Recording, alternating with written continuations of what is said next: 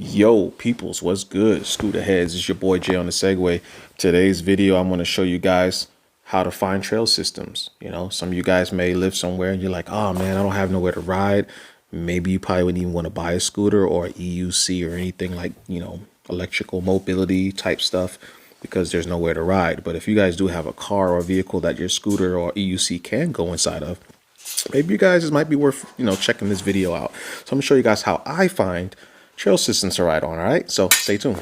All right, people, so I'm gonna try to make this video as quick as possible. Ain't it funny that I always say that and the videos are still quick, long as hell?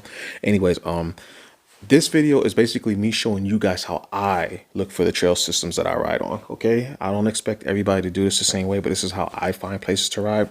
So like I said, if you guys have an EUC or electric scooter or any type of electric mobility that can fold in a vehicle and you have a vehicle, this is what I do. All right, so I need you guys to do two things. First thing is go on your Google Play or your Apple App Store and download Google Maps if you don't have it. I think everybody's got Google Maps automatically on their phone, but if you don't, Google Maps. So you see the two apps, you see all trails right here, and then you got Relive and Strava, the top three. All right, those are the three you guys want to download, and we'll start off with all trails. So now we need to find a trail. I'm going to use my local area to find a trail. So click on the app. I was looking at some stuff earlier. Your main screen is going to look like this. We'll turn the phone this way. What's up, buddy? So these are all the trails nearest to me. Now, the cool thing about all trails is, let's just click on Bison Loop, right? Kind of gives you an outline. You click on read full map. It'll show you exactly what the full map looks like. Now, the cool thing about this database is you see on the bottom, it says download for offline navigation. So you can do such things like that. It'll tell you the elevation gains, 114 feet. It is a loop type of trail. It's 1.1 miles long. Sometimes these things have pictures. See on the very top where it says Bison Loop. You can click on that. It'll show you all the pictures that previous users have taken, kind of give you an idea on what type of trail you're looking at here. Now, what you can do is, I'll back out of this. You see where it says navigate? No, let's click directions first. Directions will take you from where you are to where it is. See? And so it's only 3.2 miles from where I am, and these are all trails. Now look at Google Maps. You see how the green lines are dotted?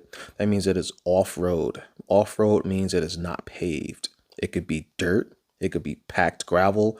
Always keep an eye out for that type of stuff. If you want to ride an EUC or a scooter, if you don't want to go off-road and get it dirty, when you're looking at Google Maps, that is what Google Maps will look like when the trail is off-road and it's not on-road. It'll be dotted green, solid green. Let's look down here to the right. You see all that solid neon green going on?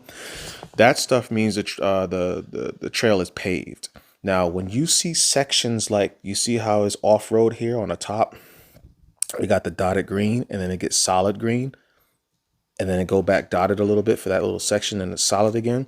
You have to be careful because sometimes when you have that going from solid to dotted like that, this whole entire trail system might be off-road.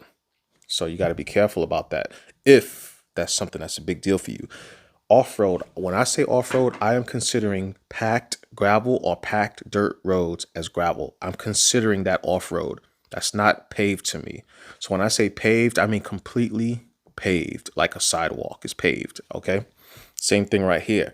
And then you can tell, like you see all of this green here, it's a golf course. You see that icon, Colbert Hills Golf Course? All that stuff's paved. All that green you see, that solid neon green, that's paved. Now, how do you get to see this view? I always look at my Google Maps in this view, but you see these little pages right here on the top? Boom, you click on them and you got satellite view. I always use satellite view. And you see on the bottom here where it says map details, you got traffic and you got bicycling. Traffic, you don't necessarily need that. Bicycling is what's going to show you the trails, and Google Maps database is limited. So don't think it's going to show you absolutely every single trail there is out there for bicycle riding, but it'll show you most of them. Make sure that's selected. I always have traffic selected because, I just like to see traffic. I'll exit out of that. Now, this is just where I live. This is how it looks. Now, let's go to another city. So now we're going to go look at another city. Okay. Now this is going to be without all trails. I'm going to look at Kansas City. Kansas City, because I know, has a lot of trails, very long trail systems as well. So I'm going to zoom in and zoom in. Look at all that neon green. Remember, you click on these little pages here on the top right. Make sure bicycling is selected. I use satellite view. You can still see the trails in normal view. You see, that's just the normal view. You can still see the trails. I like satellite view because I like to see the trees. I like to see sometimes on satellite view, you can follow a trail that doesn't continuously connect on Google Maps right here. I don't know if I'll be able to find an example, but you pick towards the end of a trail, you zoom in, okay? You keep zooming in. So this trail supposedly ends right here, right? Then there was a bridge there at some point in time and it continued. Sometimes, guys, there's still a bridge there. Sometimes, all right? Or something there. Maybe they converted it to a regular trail type of bridge instead of a car vehicle driving type of bridge. Because this actually right here might be a vehicle trail, just a dirt trail. And it'll continue. You can follow. You see, you follow the landscape and then you see the road ends right there. So there's things like that you can find. Sometimes you're looking at a trail. We'll zoom in down here. And let's see. Okay, you guys see that? So there's a cul-de-sac there. And then you got this little trail right here that leads you to another trail. And that little trail, see, Overland Park. You can keep going up, you can keep going up, and then boom, you can continue riding. So there's something like that that always goes on from time to time. Look at this one here. This is another good example. See, the neon green light stopped right there, but the trail keeps going and keeps going and keeps going and keeps going and keeps going. And it stops right there. Kind of takes you off to the street. You see how that works? So don't take that as religion. Every time you see these neon green trails on your map, you know, no matter where you are, follow it. I use the navigation. I use this Google Maps. And like I told you guys, I put it on satellite view because satellite view is the only view where I can still see the actual landscape and follow it. See if the trail really ends or not. So that's what I use Google Maps for. I use all trails to find some of these maps. Generally, guys, to be realistically honest with you, I really don't use the other the other apps, because I'm so good with Google Maps finding my trail system. Look at this trail system. It's going everywhere. It's all over the place, you know? And this is what you can do, and it's pretty dope. Now, let me show you guys some of the other apps real quick. Okay, now let's look over. I showed you guys all trails. Let's do relive, right? So I click on relive. It's going to open up. When it does, boom. All right. So these are all the rides that I've ever taken, right? You click on the search button and it's like more fun with friends, send an invite, blah, blah, blah. This thing won't come off my screen. So we're going to go back and click record. All you have to do with this app when you want to record your ride, all you got to do is click record. You press start and it'll start recording. You see to the left of the buttons of the start button, you can actually start to take pictures along your ride. And then when you finish doing your whole ride, all the pictures you've taken, it'll show you what's where and it'll give you grid coordinates and all that kind of cool stuff. This is a very accurate app. I run this app along with my Garmin Edge 530 GPS alongside. I have a Draggy now, but I run this alongside my Garmin GPS, and they come up with the exact same number from the 5.3. They're both going to read out 5.3. This is a very accurate app, of course, because it's using the GPS from the phone. So it's going to be about as accurate as a phone is, which phones these days are very accurate because they're using the internet and your GPS signal to pinpoint exact grid coordinates. So if you want to record your ride with this type of a format, you go right on ahead and download this app. It is called Relive.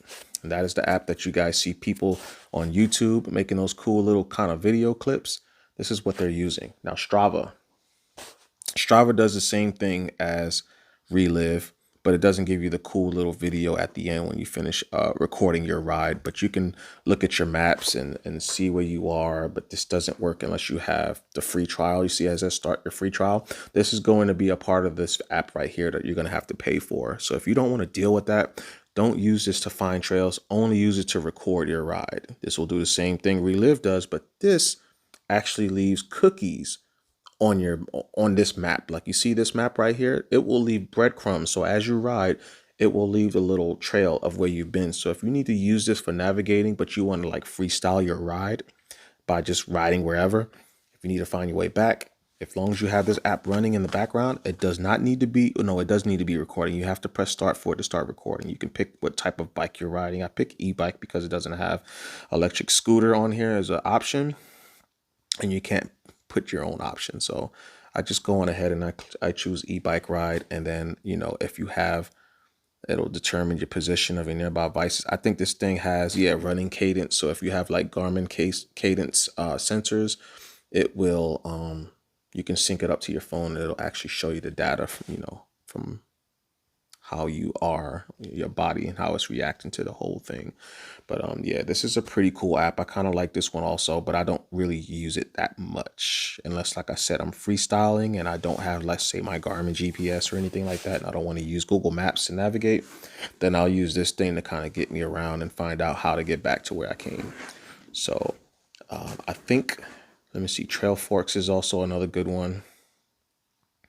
This one will actually show you the trails, but it doesn't tell you if the trails are paved or not. So, but the cool thing about this app, and this is Trail Forks, once again, let me back out so you guys can see it.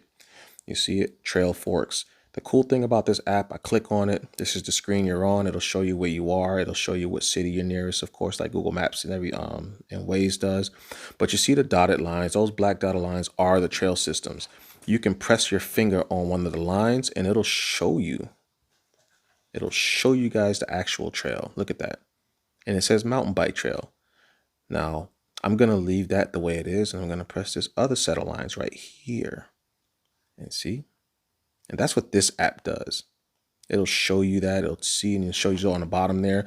If you swipe up from the bottom, it shows you how long that distance is one way. It'll you see the descent, the average time it takes for a average biker to ride that, 40 minutes long. And yeah, you can actually route to it, you know, so you just look at it on a map. You can click if you've ridden it or not. This is another app that this part of the app is free. You see, you got web information and directions to get there. So if you need to use, let's say I don't live there right now, so I have to ride there. This will allow me to actually take myself over there and start the ride. So this app is pretty cool also. I almost forgot about showing you guys this app. This one also has satellite view, topo view, and heat. You know, this is satellite. That's what that looks like. I always like satellite because, like I told you guys, I can follow trails that seem to end on a map when you're looking at it. I can continue to follow them along and see if they really end where it says they do. And then heat, let's see what the heat looks like.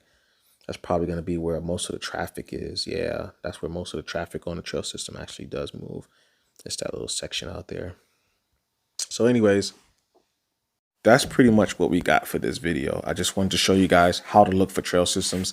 This works in every country. If you got Google Maps in your country, it's going to work in your country. Trail Forks and all that type of stuff, Strava, Relive, they'll work no matter where you are. As long as you have GPS, it's going to work. So get out there, download all those apps and use them. Figure out which method works for you. Okay, this is my guideline. This is how I do it. I just wanted to show you guys that kind of like a guideline. So when you guys are ready to look for your own type of trails, whatever apps you may use, because I don't use all those apps. They're just there because I may need to use any one of them at any given time for different circumstances. But most of the time I just use Relive and Google Maps because I know how to look for the trails. I showed you guys the little green, the neon green solid lines. Those are going to be your paved trails. And then the dotted ones are going to be, you know, the dotted lines are going to be off-road / packed gravel, packed dirt, whatever the case may be. So yeah, get out there and check it out, guys. All right, Jay on the Segway, thanks for watching, and I'll see you guys on the next video, which I don't know what it's gonna be, but it's gonna be something. All right, so peace and a bottle of hair grease.